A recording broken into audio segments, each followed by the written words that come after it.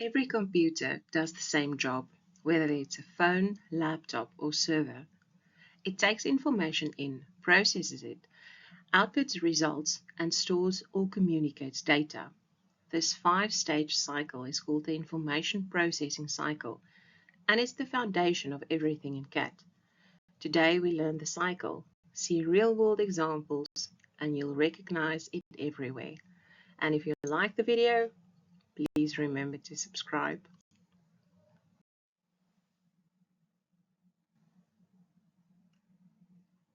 Think about a calculator.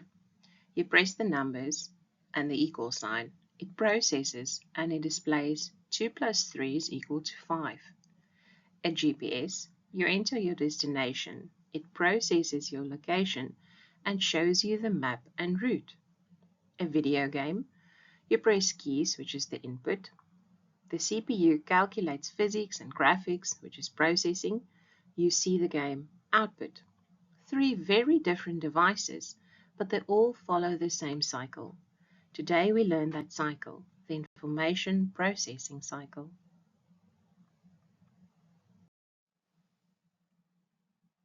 The information processing cycle is a five-stage process that describes how the computer handles information.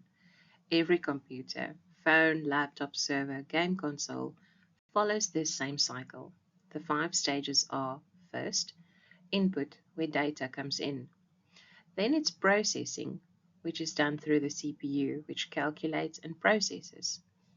Output is up next, where the results come out. Then storage happens, where data is saved for later. And communication last, where results are shared with other devices or users. These stages can happen quickly, in milliseconds, or very slowly, in seconds, but the pattern always remains the same. Input is the first stage, where the data enters the system. Examples include typing on a keyboard, clicking on a mouse, or speaking into a microphone, a camera taking photos and you downloading it, a webcam for telecommuting and online meetings, and even switching a device on and off with a remote. Input devices are like the computer sensors. They bring information into the system. From video 2, you will remember that input devices is the same as the computer sensors, which is our eyes, ears, and touch. Without input, the computer has nothing to process. Processing is the second stage. The CPU processes the input data.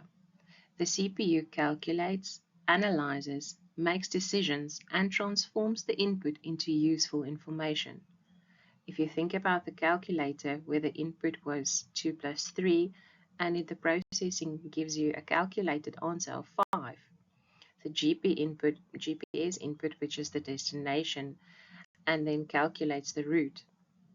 So processing is where the thinking happens, and that's the CPU's job. Output is the third stage. The results are shown to the user. Output devices show or display the results of processing. Examples include the screen as an output device because it shows what is happening after being processed. Games, when being played, shows on the screen and sounds plays through the speaker. When hard copies are needed of documents, printer prints documents on paper. And lastly, similar to what happens in classroom, the screen is projected on a big screen using a projector so that it is visible to more people. Without output, the user would never know what the computer processed, and this makes results visible, audible, and physical.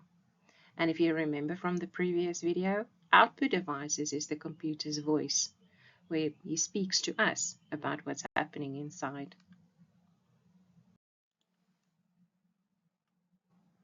Just a quick note, some devices are both input and output at the same time.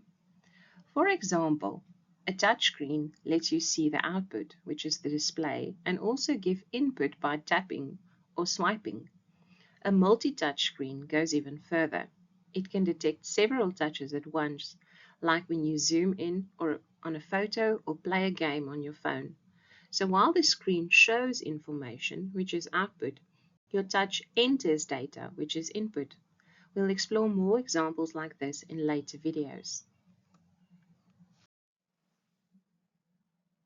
Storage is the fourth stage, and this is where data is saved for later use. Some outputs don't need to be stored, like when the results are only displayed on screen, but often we save the results so we can access them again later. Examples would include you saving the progress you made in your game, edited photos, or downloaded emails. Data can be stored to your HDDs or SSDs. And please remember the differences between HDDs and SSDs. We covered those earlier. Please revise them if you are unsure about the advantages and disadvantages and differences between the two. Cloud storage is also available if you have internet access, or external devices like flash drives, SD cards, and CDs. We'll explore cloud storage and external devices in more detail in an upcoming video. Communication is the fifth or last stage. This is where result is shared with other users or devices. In the modern world, almost every device communicates with another. Examples will include emails, where you type the email, which is input and processing, send it to, which is communication, to another person's device. Social media, you post a photo, both input, processing, and storage, and send it, which is communication, to a friend's device. Your banking app transfers money, which is processing. The bank sends you a confirmation, which is communication, back to you.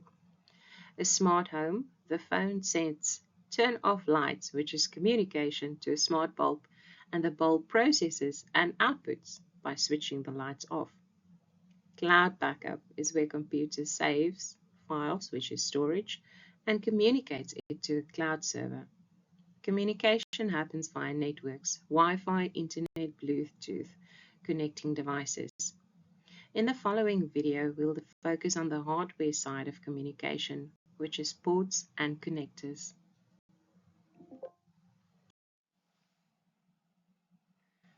Now, let's trace a complete IPC cycle using GPS, Maps, or a Maps app.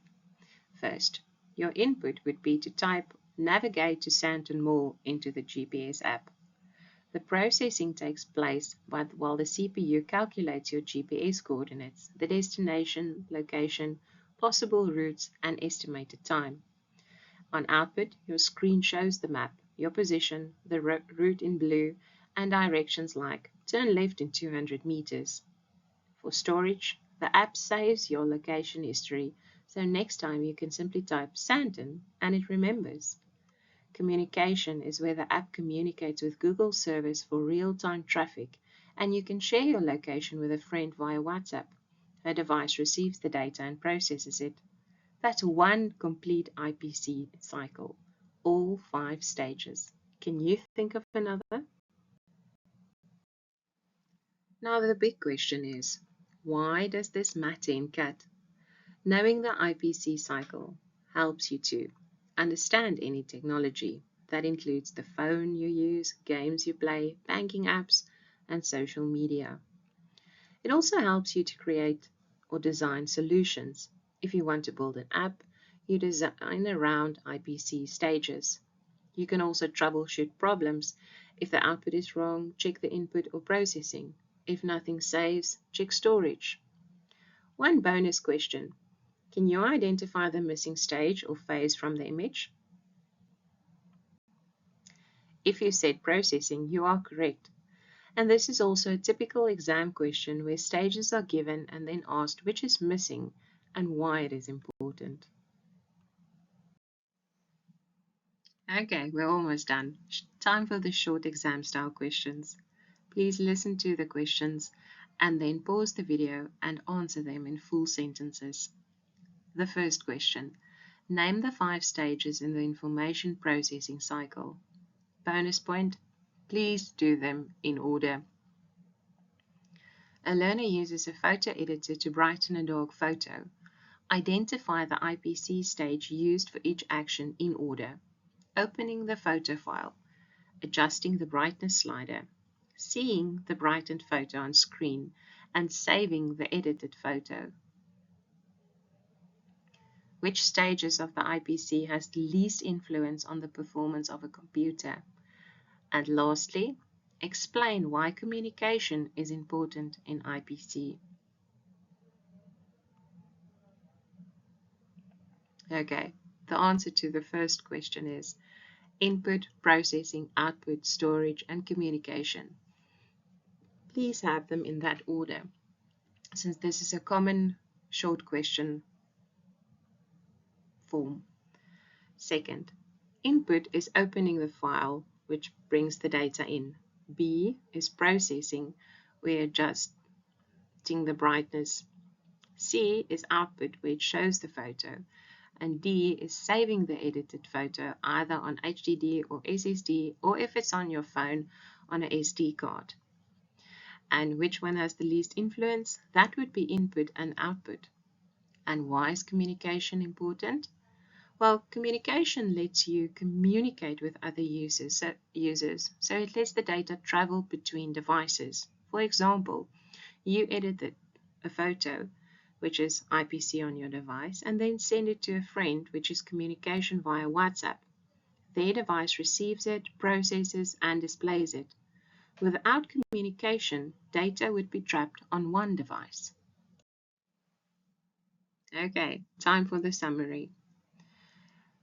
When completing your summary, please remember that it's always best to do it from memory without looking at your notes. And this should be a good indicator of what you can remember and even to help you to prepare for the exam. Please take the time to, in the comments below on YouTube, to tell me what your summary words are. Let's take a look. In your summary box, write 5 points, the 5 stages, and one word example for each. Mine would include input, which means data enters through the keyboard, camera, scanner, or sensor. Processing, which happens through the CPU, which calculates and analyzes. Output, where results are displayed, either on the screen or through a speaker. Storage, where data is saved for later use. And these includes HDD, SSD, the cloud services, or any external devices. Lastly, communication, where information and data is shared with others, either over the internet or internal networks.